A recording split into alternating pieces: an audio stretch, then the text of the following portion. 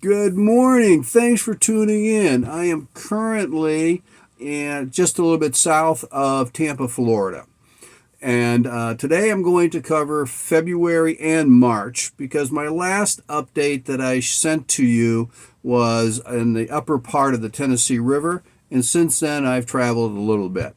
And during February, there was a few little adventures.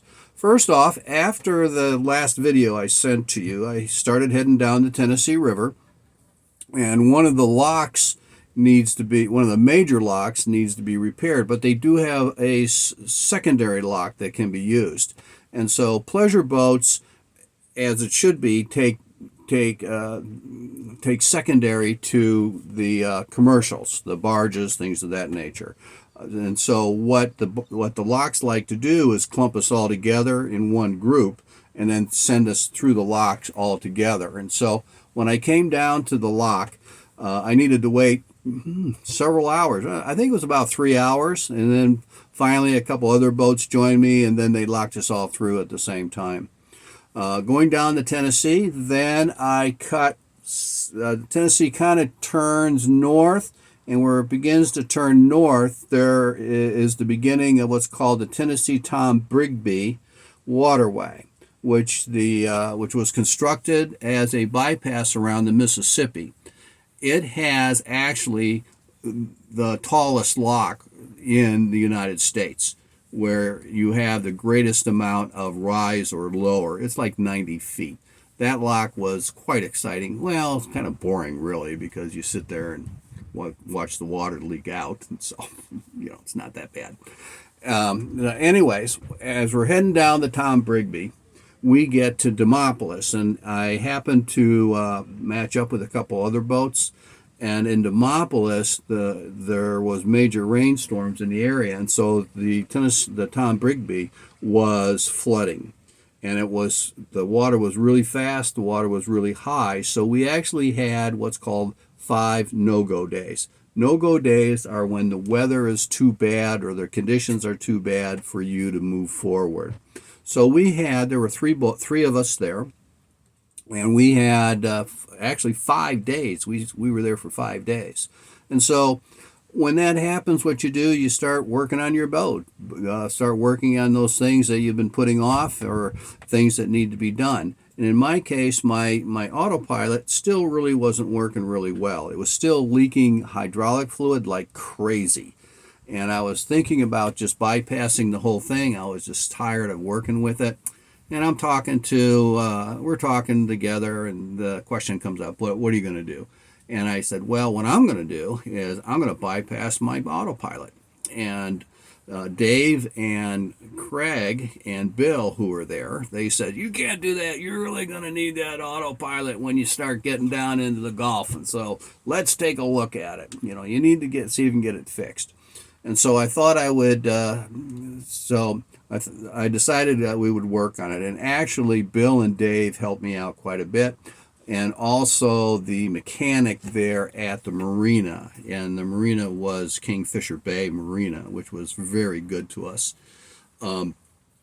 He came, at first he said that when I went to talk to him, he says, oh, I ain't going to be able to fit you in until maybe next week. And then I showed him pictures of where the leaks were, and he says, oh, well, give me a call tomorrow. And so I did that, and I cleared everything away so he has easy access, took my seat out because where the leak was behind the captain's seat. And he came over with his wrenches, and it turns out that the fittings were very, very loose. Matter of fact, one of them just needed finger tightening to get started. And so he tightened those up. Then Bill and Dave worked with me to bleed the system. Now, here's the interesting thing that I didn't do when I was bleeding the system. It never dawned on me to run the autopilot, because the autopilot, the hoses run through it. And so Dave says, okay, well, we've got most of the bubbles out. Now let's run that autopilot. I'm like, what? Run the autopilot? He says, yeah, because there's probably air in there. And so we started running the autopilot, and sure enough, big air bubbles came out. And so we did a really, really good job of bleeding it, to the extent where a few days later down the river, I went to check the fluid, and actually before I even got the cap off, it began leaking out, so I quickly put it back on. So my autopilot was working. But I wasn't really experienced with an autopilot. And when I'm going down in the rivers, it's going back and forth like this. The motor's going, and the boat's kind of, and it start getting into a pattern, and it's almost like rocking you to sleep. And so I stopped using it. And later down the waterway, I ran into Greg again, and I'm telling him about it. He asked, how's that working? I said, well, I don't know. The darn thing keeps going back and forth, back and forth. And he goes, Keith, that's what they do. They go back and forth. Now think about it. When you're steering, do you just hold your steering wheel steady all the time? No, you're going back and forth, back and forth. Well, that's what the autopilot does too. So your autopilot is working just great. So use it. And so I started using it, and by golly, it does work really well. And I've been really grateful to those guys helping me get that thing running. And now that it runs, I am really great. And so anyways, in April, so I worked my way down to some friend's house in Pasadena, where the Air Force is. Gray moment. Pensacola, Florida. I went to Bob and Marie's property, who live on a little bit of a slough type situation with a nice little dock. And so I went there and did some repair, changed the oil, and then one of the links I had put when I attached the rope to the chain on the anchor, I had used one of these twisty type of connectors, and it would get hung up in the hole a little bit. So I wanted to change that, and so Bob gave me direction. Told me what link I needed to get, and he helped me get it on, because we had to do different things. We had to pound it together, and it was just great. So I got quite a bit done. And then when I was there was an announcement that there was going to be a rocket launch with 4 astronauts on March 12th. And my bucket list is really to go see a rocket launch. And as it happens, this particular rocket launch they're sending 4 people up to the International Space Station, and there's 2 astronauts that have been there for a long time. And those 2 were going to come back. So it was kind of a special launch. So I really wanted to see it. Kennedy Spaceport has a program where you pay an extra $75 on top of the admission, and you can get to a viewing area that's less than 5 miles away from the actual launch. So you get to hear it and feel it, and it's supposed to be really awesome. As I said, it's supposed to be, because as it turned out, there was a hydraulic issue with one of the gantries, the thing that when the rocket begins to go up, it goes off to the side. They had a hydraulic situation with that, and so they had to scrub. And I figured, well, as soon as they get that thing fixed, they're going to go ahead and reschedule. So I'm thinking, well, should I stick around for a few more days? There are things to do in that area.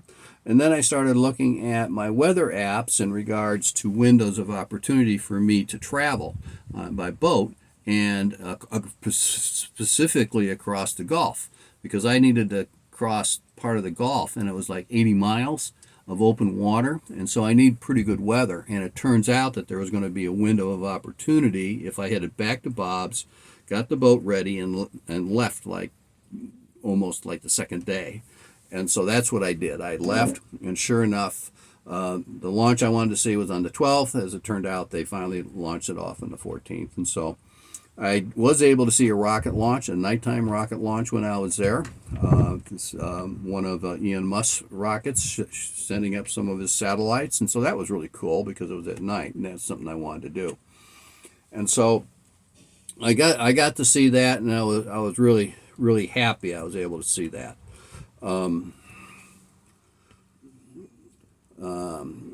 So I left Bob's, and I headed for Carabella, and it took me 2 days to get there.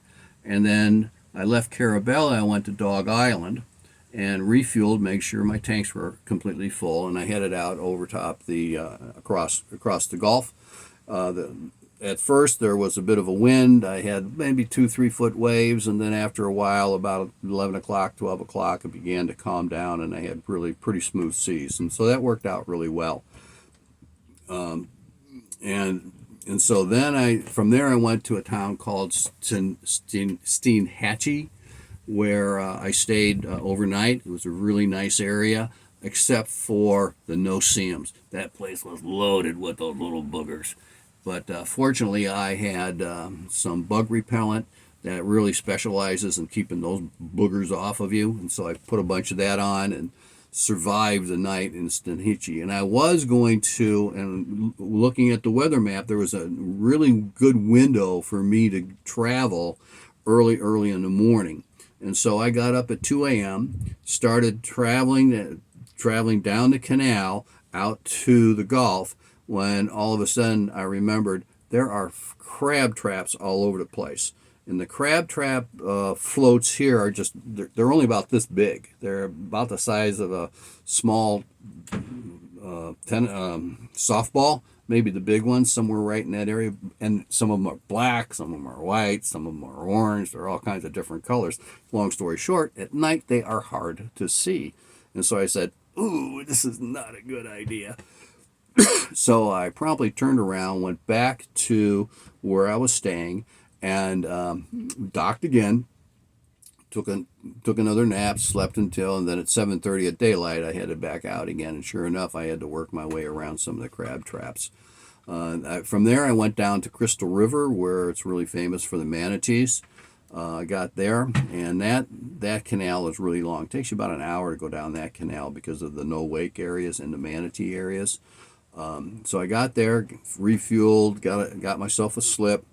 Was planning on leaving the next day, but the wind really came up. It was regular, like 15, 20 miles an hour with gusts up to 35 miles an hour. There was no way I was going to go out in the Gulf in that kind of weather. So I stayed an extra day. Then from there, I headed down to my cousin-in-law, Sue's house, down in Port Richey. Where she lives on the water, and in her community there are some docks, and someone has a dock that wasn't using a dock, so I was able to use one of the person's docks while I was there. While with Sue, we got to do some great things. We went to this mermaid show that's been around since like the 1940s, and it was really cool. It was in this natural spring, nice clear water, and so that was really cool. And then we went to a park where they have some of the native animals and along the waterways, and you walk across the kind of the mangroves and things of that nature. So that was really cool as well. Also met several of her friends, had some really good adventures with them. Mostly get-togethers where we got together around the pool and ate snacks and stuff like that. And Sue and I went out for dinner a couple times. And so I had a really enjoyable time with that. I left Sue's house and traveled down to where I'm at now, which is a little bit south of Port Richey, in a safe harbor marina called Pier 77. And it's a nice place. And so that's basically the update of what I've been doing so far. I hope you find it interesting. If you already haven't, be sure to, well, and even if you have before, if you'd like it, that would be great. And if you haven't subscribed, please subscribe. So that's it for Footloose and their travels. May all your seas be calm. Thank you.